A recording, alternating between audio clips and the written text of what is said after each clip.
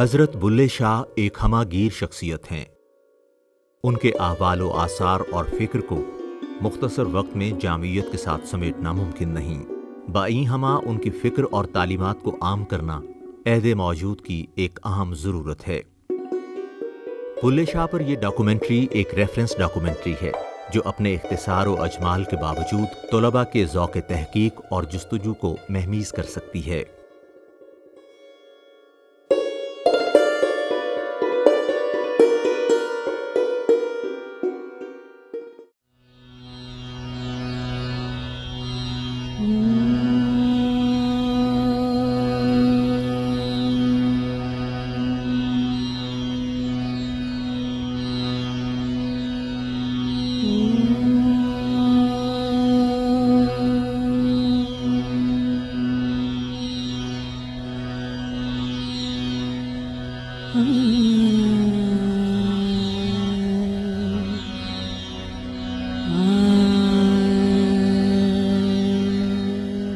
ਨਾ ਮੈਂ ਮੋਮਿਨ ਵਿੱਚ ਮਸੀਹ ਤਾਂ, ਨਾ ਮੈਂ ਵਿੱਚ ਕੁਫਰ ਦੀ ਰੀਤ ਤਾਂ।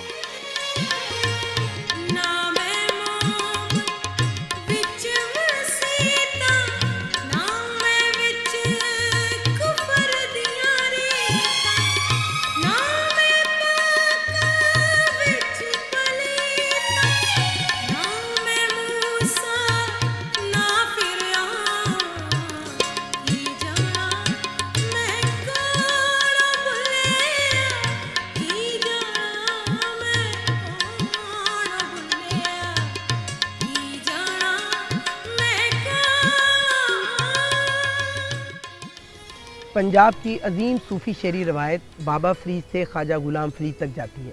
यूँ महसूस होता है कि ये एक कहकशां है और इसके कुछ सितारे हैं खूबसूरत और अहम, जैसे शाह हुसैन, बुल्ले शाह, हज़रत मियाँ मोहम्मद बख्श, हज़रत सुल्तान बाहू और ख्वाजा ग़ुलाम फ़रीद। इसी कहकशां का एक बड़ा रोशन सितारा और उसका नाम है बाबा बुल्ले शाह। पंजाब के ताबिंदा फ़िक्र सूफ़ी दानिश्वरों में बुल्ले शाह का नाम नहायत सरफराज दिखाई देता है। उनकी ज़ात की सहर अंगेज़ी और उनकी फ़िक्र की ज़ियापाशी से एक आलम मुस्तनीर हुआ। उनका ज़माना अगरचे इंतशार और इख्तिराक़ का ज़माना था, मगर फ़िक्री एतबार से उस दौर में ऐसे यगाना असर लोग पैदा हुए जिनके अफ़कार ने नए आफाक की बशारत दी। ये जो शुअरा है, हमारी सारी पंजाबी शायरी की रीत जो है, ये इसको कह सकते हैं इबादत वाया इश्क। ये जो ऑर्थोडॉक्स रिलीजनिस्ट हैं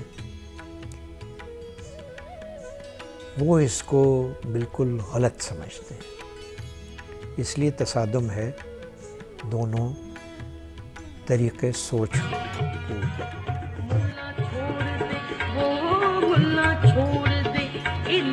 किताबां दा किवें चाहे बार अज़ाबां दा वज़ू कर ले शौक शराबां दा वज़ू कर ले शौक शराबां दा तेरे अंदर बाहर पलीती है तेरे अंदर बाहर पलीती है असां इश्क नमाज ओ असां इश्क नमाज जदों नीती है तदों खुल गए मंदिर मसीती है असां इश्क नमाज। बुल्ले शाह की फ़िक्र की तश्कील में कई सदियों के रूहानी तजर्बों और विजदानी मुकाशफों का रंग शामिल है। मियाँ मोहम्मद बख्श बुल्ले शाह की फ़िक्र को यूं खराज तहसीन पेश करते हैं। बुल्ले शाह दी काफ़ी सुन के टुटदा कुफर अंदर दा वहदत दे दरिया दे अंदर ओ भी वत्या तरदा।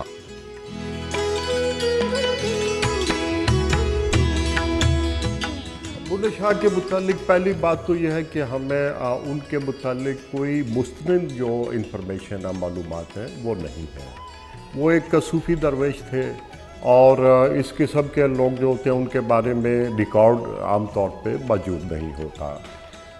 किसी तारीख़ी शख्सियत के मुतालिक दो वसाइल होते हैं बुनियादी जो कहना चाहिए इंफॉर्मेशन के।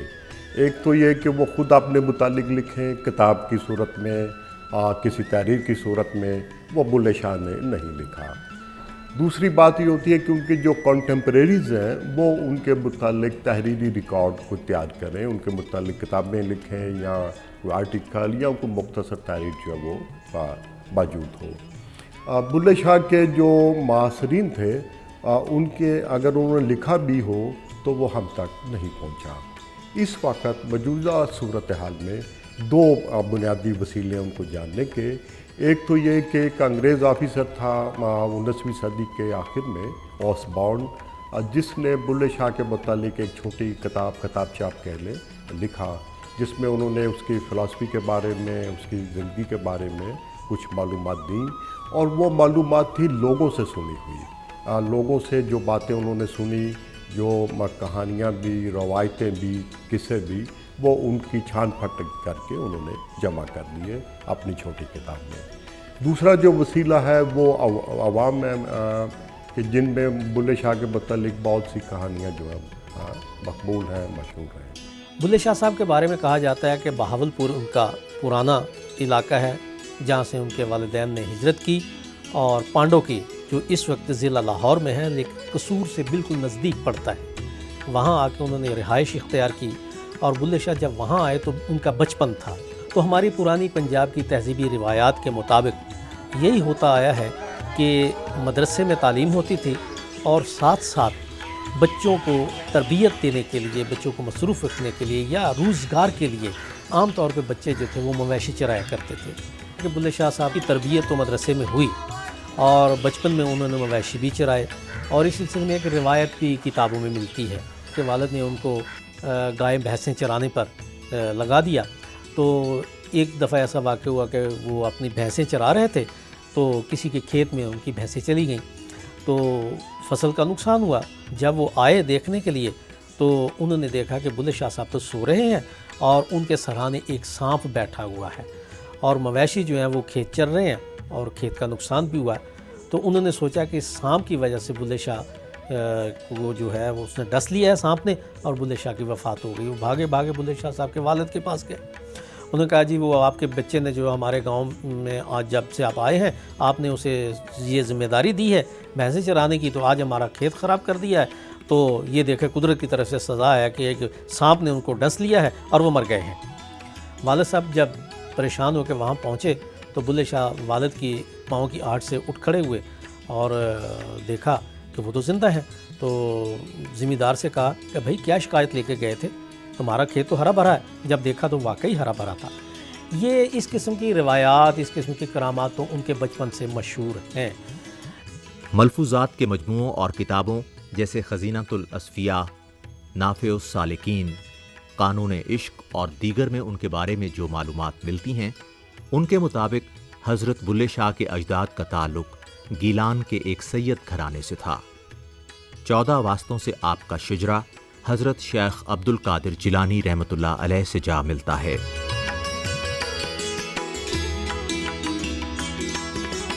बुल्ले शाह के वालिद सखी शाह मोहम्मद दरवेश ने तलाशे मुआश में उच्च गिलानियों को भी खैरबाद कहा और साहिवाल के इलाके मलिकवाल को ठिकाना किया। पांडोके के बाशिंदे सखी शाह मोहम्मद दरवेश को बाइसरार अपने गांव ले गए, जहां उन्होंने मस्जिद की इमामत का फरीज़ा अदा करना शुरू कर दिया और इसके साथ गांव के बच्चों को दीन की तालीम भी देने लगे। बुल्ले शाह का बचपन इसी गांव में गुजरा जहां उन्होंने अपने वालिद गिरामी से इब्तिदाई तालीम भी हासिल की। ये गांव और सखी शाह मोहम्मद दरवेश के अहद की मस्जिद और कुआं उनकी यादगार के तौर पर अब भी मौजूद हैं।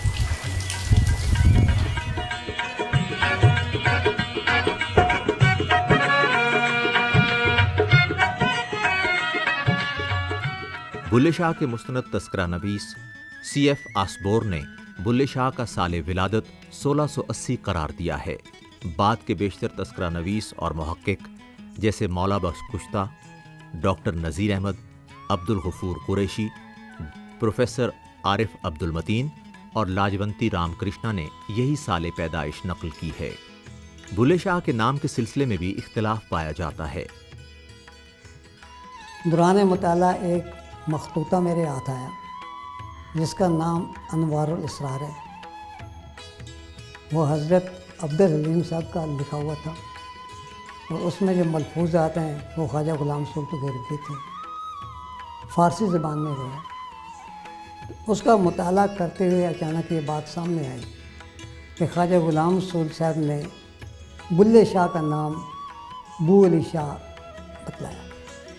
اس حوالے کو بنیادی حوالہ یہی اس کتاب کا تھا. اس کے بعد جیسے میں نے اس کو بلڈ اپ کیا، اس میں یہ بات بڑی کم تھی کہ میں نے اس کو ثابت کرنا ہے.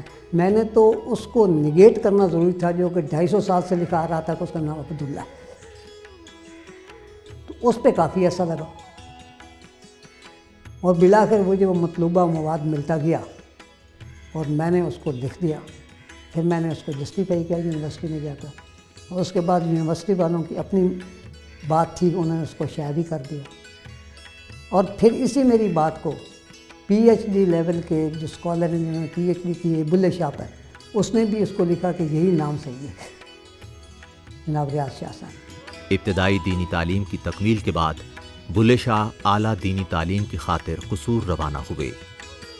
قصور میں حضرت غلام مرتضیٰ قصوری کی درسگاہ اس وقت کی اہم درسگاہوں میں شمار ہوتی تھی، جس میں دور دور کے تشنگان علم اپنی علمی پیاس بجھانے حاضر ہوتے. سید وارث شاہ بھی اس مدرسے میں زیر تعلیم رہے. اس لحاظ سے انہیں بلے شاہ کا ہم مکتب ہونے کی سعادت نصیب ہوئی. وہ غلام مرتضیٰ قصوری کی شاگردی کا اعتراف یوں کرتے ہیں: وارث شاہ وسنیک جنڈیالڑے دا تے شاگرد مخدوم قصور دائی. حضرت غلام مرتضیٰ قصوری کا یہ مدرسہ آج بھی اپنے سینے میں تاریخ کی کئی امانتیں سمیٹے ہوئے موجود ہے. بلے شاہ اور وارث شاہ کے حجرے اپنی قدیم صورت میں موجود ہیں اور ان کے زمانے کی نوبت بھی یادگار کے طور پر باقی ہے. بلے شاہ اس مدرسے میں کئی سال زیر تعلیم رہے. شریعت کی کامل آشنائی نے طریقت کا راستہ دکھایا تو بلے شاہ پکار اٹھے: الف لا رتا دل میرا منو بے دی خبر نہ کائی، بے پڑھیاں کچھ سمجھ نہ آوے لذت الف دی آئی، بلےہا قول الف دے پورے جڑے دل دی کرن صفائی. مفتی غلام سرور لاہوری اپنی تصنیف خزینۃ الاصفیاء میں حضرت صالح محمد کی فارسی تصنیف اسرار انوار کے حوالے سے رقم تراز ہیں. اور یہ بھی لکھا ہوا ہے کہ وہ وہاں سے چلے مرشد کی تلاش میں. وہ 3 اصحاب تھے. یہ حضرت عبدالحکیم صاحب کے پاس گئے، تلمبا جگہ ہے خانواڑ ضلع میں. تو وہاں پر ان سے ملاقات ہوئی، ان سے عرض کی کہ جی ہمیں کوئی ہدایت کی راہ فرمائیں. ان میں سے ایک کو تو انہوں نے اپنا خود مرید کر لیا. بلے شاہ صاحب کو کہا کہ تم شاہ عنایت قادری کے پاس چلے جاؤ، تمہارا حصہ وہاں پر ہے. شاہ عنایت قادری ذات کے ارائیں تھے. ایک سید زادے کا ان کے حلقے میں شامل ہونا ذات پات کے رنگ میں رنگے ہوئے معاشرے میں کس طرح قبول کیا جاتا؟ فی زمانہ یہ ایک بہت بڑی بغاوت تھی.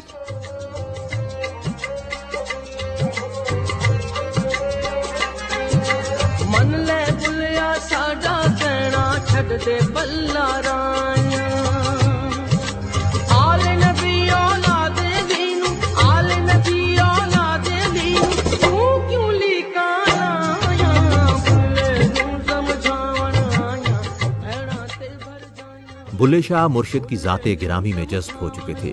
وہ بھلا کب ان باتوں میں آنے والے تھے؟ واضح اور دو ٹوک الفاظ میں معترضوں کے منہ بند کر دیے. جہڑا سانو سید سدے دوزخ ملن سزایا، جو کوئی سانو رائی آکے، جو کوئی سانو رائی آکے بہشت دی پیگا پایا، بلے نوں سمجھاون آیا، بھیڑاں تے بھر جائیاں. اصل میں سید ہونا، ارائی ہونا، جاٹ ہونا، گجر ہونا، یہ چیز جو ہے یہ عظمت والی نہیں ہے، یہ شناخت والی نہیں ہے. اصل چیز یہ ہے کہ آپ کی سوچ کیا ہے، آپ کا عقیدہ کیا ہے، آپ کا نظریہ کیا ہے، اور پھر آپ کا عمل کیا ہے، آپ کرتے کیا ہے. تو اس حوالے سے میں سمجھتا ہوں کہ بلے شاہ نے ان چیزوں کو توڑ کر جو اصل روح ہے انسانیت کی اور دین اسلام کی، وہ بھی اپنی کافیوں میں پیش کی ہے. فنافی شیخ کی رمزیت اور معنویت بلے شاہ کی کافیوں میں تمام تر رنگوں کے ساتھ جلوہ گر ہے۔ انہوں نے اپنے مرشد گرامی کی محبت میں سرشار ہو کر ان کے سامنے پاؤں میں گھنگرو باندھے اور دھمال ڈالی۔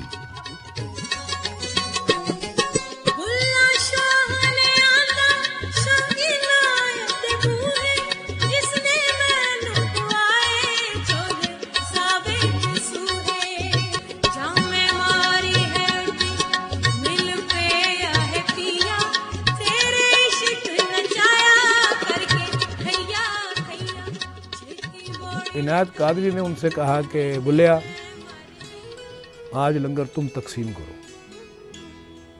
تو اس نے کہا جی کس طریقے سے تقسیم کرو، خدائی طریقے سے یا محمدی طریقے سے؟ تو عنایت قادری نے کہا کہ الہی طریقے سے۔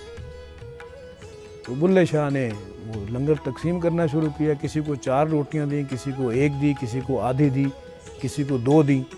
تو وہاں ایک ہنگامے کی کیفیت پیدا ہو گئی۔ لوگوں نے ان سے جا کے عنایت قادری سے کہا کہ دیکھیں جناب یہ بلا کیا کر رہا ہے، یہ تو اس قسم کی تقسیم کر رہا ہے۔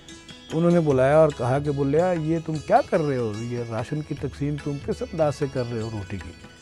تو انہوں نے کہا جی جو آپ نے مجھے حکم کیا اس کے مطابق کر رہا ہوں۔ میں نے کہا میں نے کیا کہا تھا؟ اس نے کہا جی آپ نے کہا کہ خدائی تقسیم کرو۔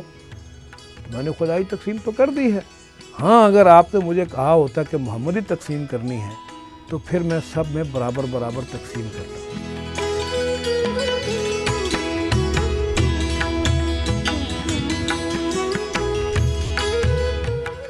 حضرت بلے شاہ کا زمانہ انتشار اور طوائف الملوکی کا زمانہ ہے۔ دہلی کی مرکزیت دم توڑ چکی تھی۔ اورنگزیب عالمگیر کے نالائق اور لالچی جانشینوں میں اقتدار کی جنگ نت نئے فتنوں کو جگانے لگی۔ وہ یہ دیکھتا ہے کہ کس طرح ایک بہت بڑی سلطنت جو ہے وہ زوال کا شکار ہوتی ہے، اور یہ صرف سیاسی زوال نہیں ہے بلکہ ہمہ گیر زوال ہے کہ سیاست کی تنابیں ٹوٹنا شروع ہوتی ہیں، اور اقتدار کے ایوانوں میں جب حکمرانوں کے آنا اور جانا ہوتا ہے تو اس کے ساتھ جو خون ریزی ہوتی ہے، جو سازشوں کے جال بچھتے ہیں۔ الٹے ہور زمانے آئے، سچیاں نوں پہ ملدے دھکے، جھوٹے کول بہائے۔ الٹے ہور زمانے آئے، بوریاں والے راجے کیتے، راجیاں بھیک مگائے۔ الٹے ہور زمانے آئے۔ پنجاب میں لوٹ مار تھی، نادر شاہ بار بار حملے کر رہا تھا، اور لاہور میں قتل عام کیا، دلی میں قتل عام کیا، اور بلے شاہ جیسا شاعر کہ جو کہ وقت کے ساتھ چل رہا اور جو اس کی شاعری ایک سوشل اور پولیٹیکل کامنٹ تھی، وہ چیخ اٹھا۔ در کھلا حشر عذاب دا، برا حال ہویا پنجاب دا، وچ حاویے دوزخ ساڑیا، کدی آ مل یار پیاریا۔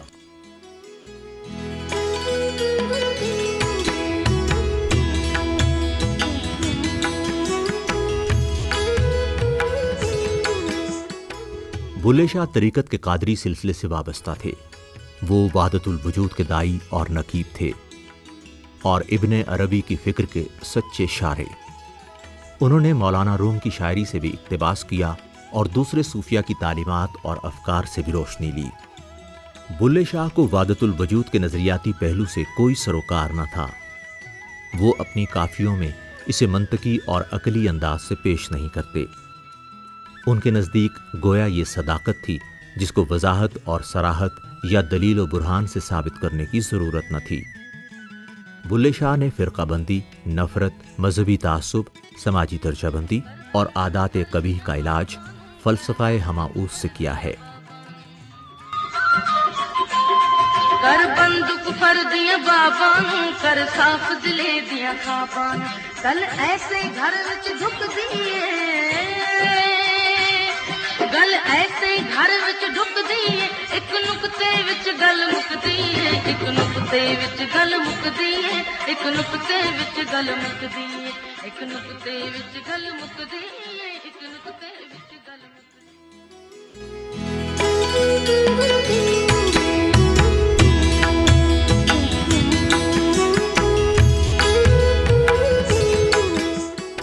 حضرت بلے شاہ پنجابی کے بے بدل شاعر کی حیثیت سے ایک بلند مقام رکھتے ہیں۔ انہوں نے پنجابی زبان میں جو شاعری کی وہ اپنے اسلوب، لفظیات اور تکنیکی عناصر کے باعث باقی شاعروں سے منفرد اور ممتاز دکھائی دیتی ہے۔ بلے شاہ نے کیوں پنجابی کا انتخاب کیا؟ اس کی وجہ یہ ہے کہ ان کا ایک صوفیانہ مزاج ہے۔ صوفیانہ مزاج میں یہ بنیادی طور پہ ایک بات شامل ہوتی ہے کہ صوفی لوگوں کی پراپرٹی ہوتا ہے، اپنے ارد گرد بسنے والوں کی پراپرٹی ہوتا ہے۔ لوگ اس کے دوارے پہ آئیں گے کچھ لینے کے لیے آئیں گے، رہنمائی کے لیے آئیں گے۔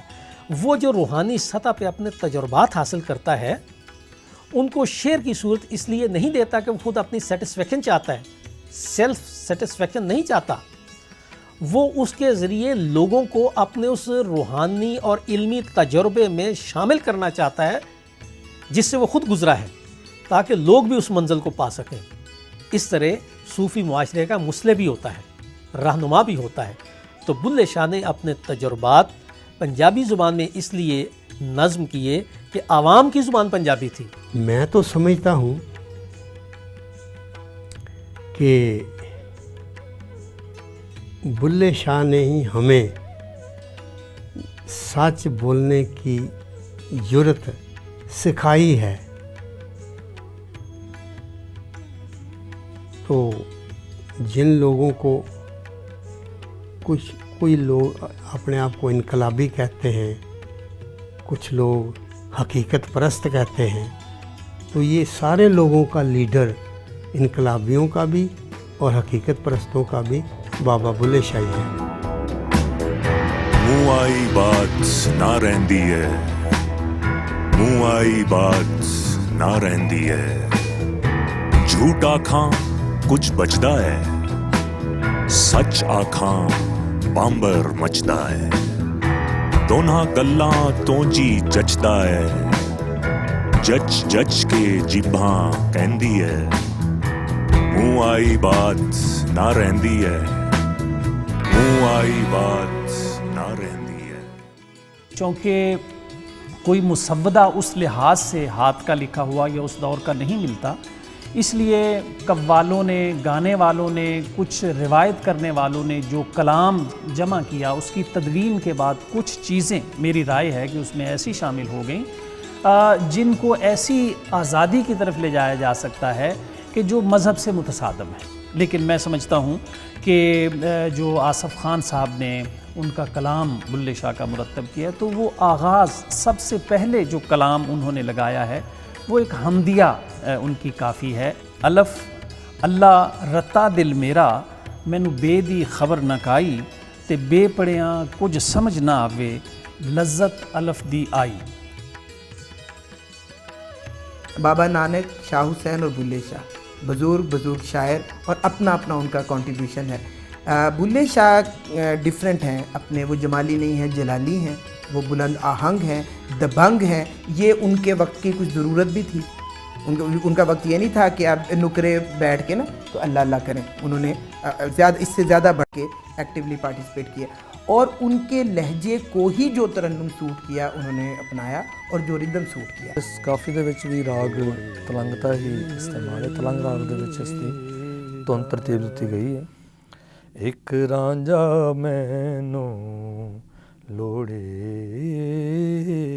دا کن فیکونو اگے دیاں لگیاں، کن فیکونو اگے دیاں لگیاں، نیو نہ لگڑا چوری دا، نیو نہ لگڑا چوری دا،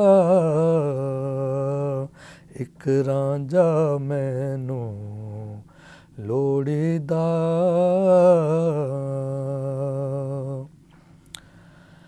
احد احمد وچ فرق نہ بھلیا، احد احمد وچ فرق نہ بھلیا،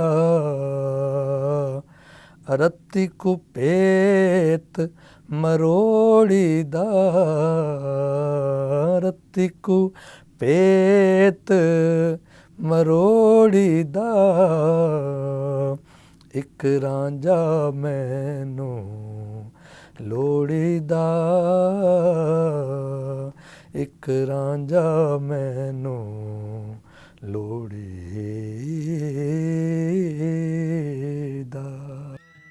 बुल्ले शाह की फ़िक्र में उनका तसव्वुर इश्क निहायत अहमियत का हामिल है।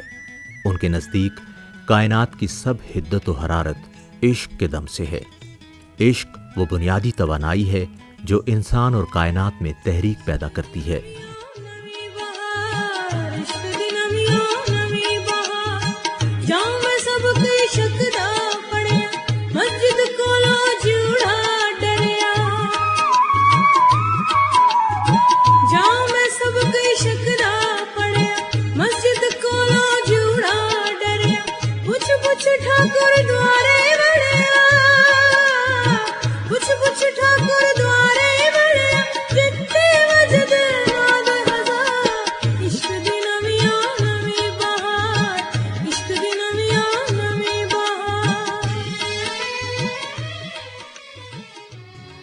ये सिफत किसी बड़े शायर में होती है कि उसके शायरी और कलाम की रेलेवेंस वक्त के साथ साथ चलती है, कि माजी में भी रेलेवेंट था, आज भी रेलेवेंट है और मुस्तकबिल में भी रेलेवेंट होगा। ये पूरी अगर एक जंजीर जो है रेलेवेंस की वो अगर होती है तो वो शायर तारीख़ में बहुत बड़े शायर के तौर पे उभर के आता है।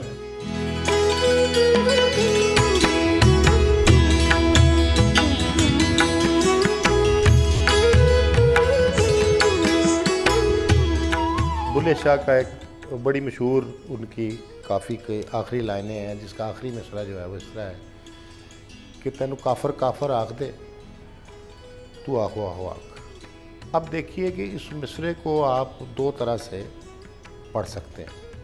मसलन एक तो आप यही पढ़ सकते हैं कि तैनू काफर काफर आख दे, यानी लोग तुम्हें बार बार काफर कह रहे हैं, तुम पे तोहमत लगा रहे हैं। एक इसका शेड ये है कि तैनू काफर, एक पॉज दीजिए तो उसके बाद काफर आख दे तू आखो आखो आख। यानी अब देखें कि कोई लफ्ज़ नहीं बदला, मिसरे की साख्त में कोई फ़र्क नहीं पड़ा, सिर्फ एक स्ट्रेस और पॉज देने से उसके मानवीयत में कितना फ़र्क पड़ गया। तो ये कोई आम आदमी या कोई आम शायर का काम नहीं है। ये एक बड़ा शायर इस तरह की बात सोच सकता है और इस तरह का मिसरा बना सकता है जो बैक वक्त दोनों मानवीयतें अपनी जो है वो लोगों तक पहुंचा रहा है। बुल्ले शाह का कलाम अपने फ़नी मयारात के हवाले से और तकनीकी अनासर के इस्तेमाल के हवाले से बहुत नादिर मिसालों से भरा हुआ है। उन्होंने अगरचे फ़न सूफ़ी शुअरा का मतमय नज़र नहीं है, लेकिन उन्होंने फ़न के ऐसे अनासर को अपनी शायरी में बरता है जिनका कवायद की किताबों में या इस्तिलाहात और अदब की किताबों में कोई ज़िक्र नहीं। उन्होंने बाज़ ऐसी खूबसूरत तरीके से अपनी बात को बयान करने के लिए लफ्ज़ियात में इस तरह के तग़य्युरात किए, इस तरह के लफ्ज़ों को इस्तेमाल करके बयान और इजहार के करीनों को जन्म दिया जो ना तो उनसे पहले कहीं हमें दिखाई देते हैं और बाद में भी उस तरह की कुदरत कलाम या उस तरह का इजहार या उस तरह का उसलूब हमें कहीं और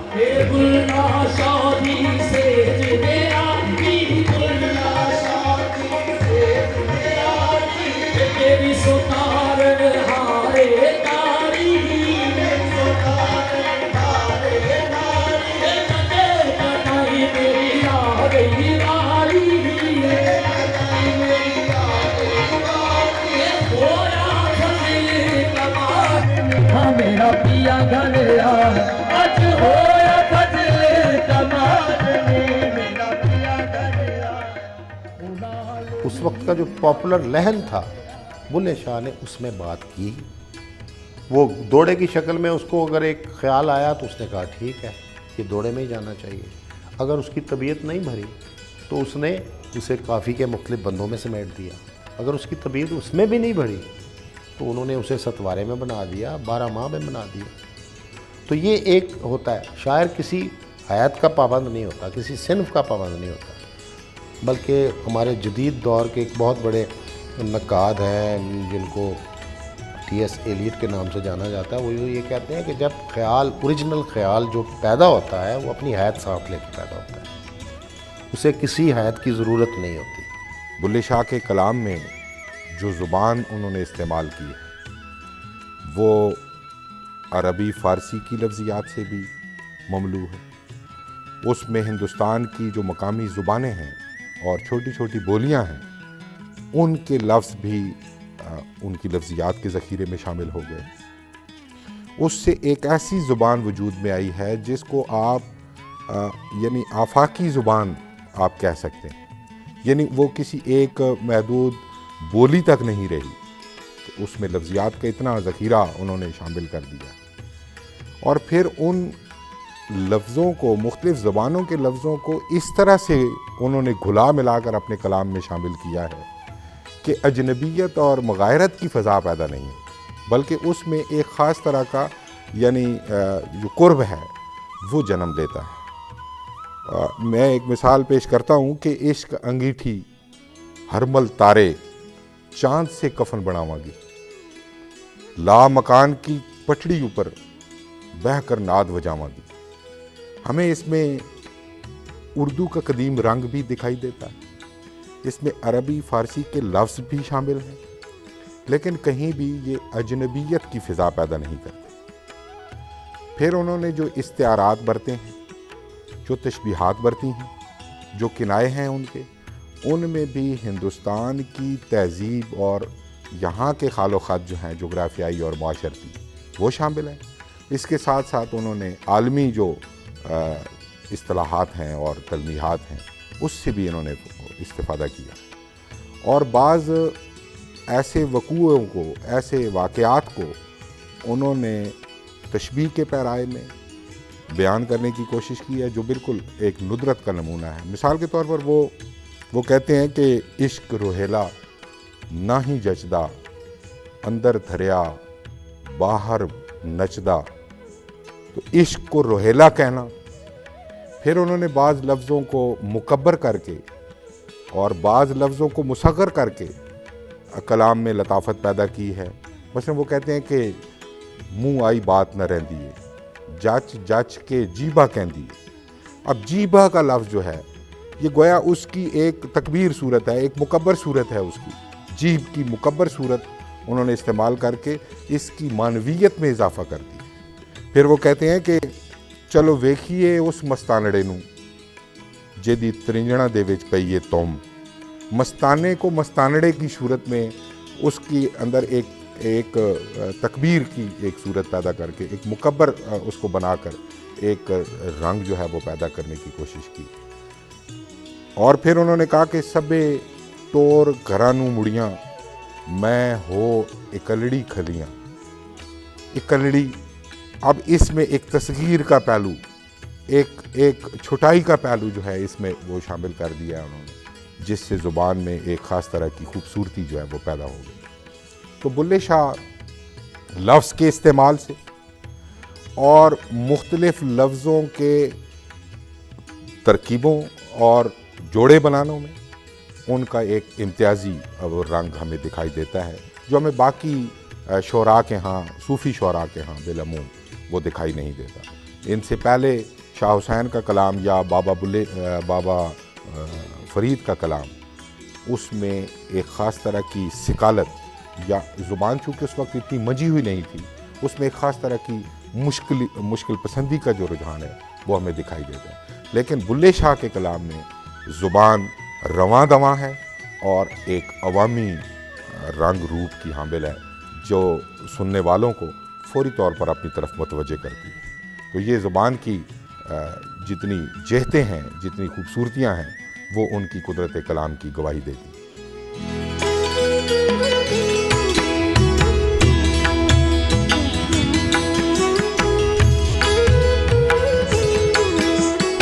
20वीं सदी के इब्तदा में बाज़ सिख स्कॉलर्स जो हैं उन्होंने उसको इकट्ठा किया और उसको अक़वालों से सुना, कुछ वहाँ के मुकाबी लोग जो थे कसूर के उनसे हासिल की और उसको कंपाइल किया और महफूज किया आइंदा नस्लों के लिए।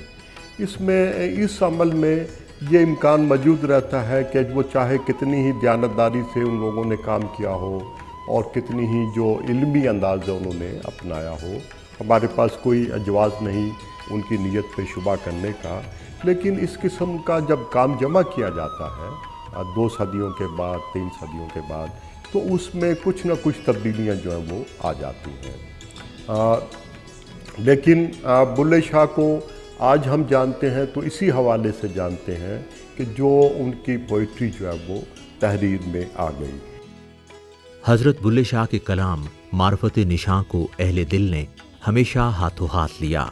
मुख्तलिफ तबाती इदारों, इल्मी और अदबी तंजीमों और दानिश्वरों ने बुल्ले शाह की फ़िक्र को आम करने के लिए उनके कलाम के मुख्तलिफ नौ एडिशन शाया किए। हज़रत बुल्ले शाह की ज़िंदगी, ज़माने और उनकी फ़िक्र की वजाहत और तफासील कई किताबों का मौजू बनी।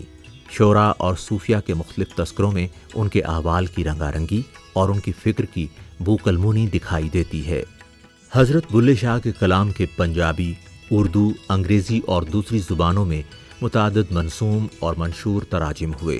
मुतरजमीन और शारहीन ने कोशिश की है कि अवामुन्नास को बाबा साहब के कलाम की सही तरीन मारिफत हासिल हो और उनके पैगाम को ज़्यादा सराहत के साथ पेश किया जा सके।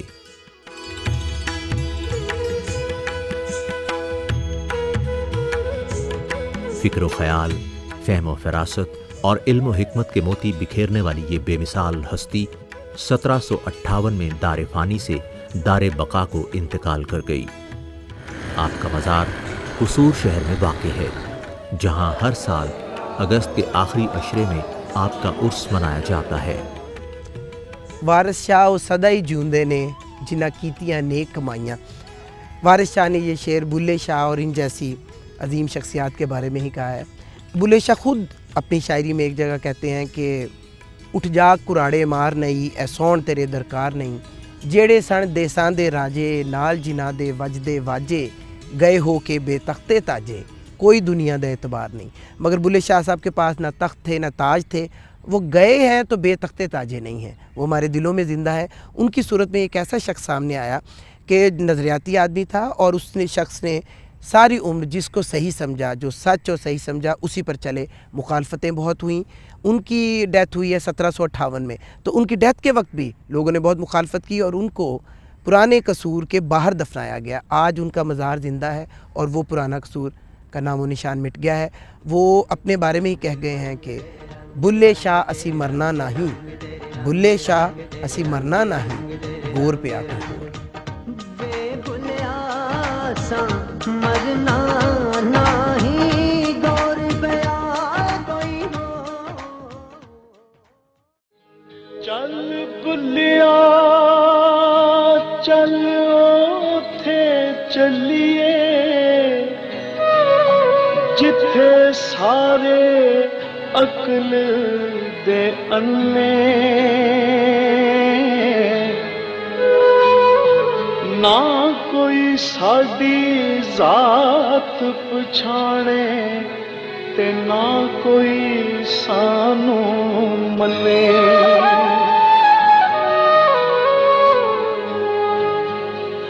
बुलिया की जाना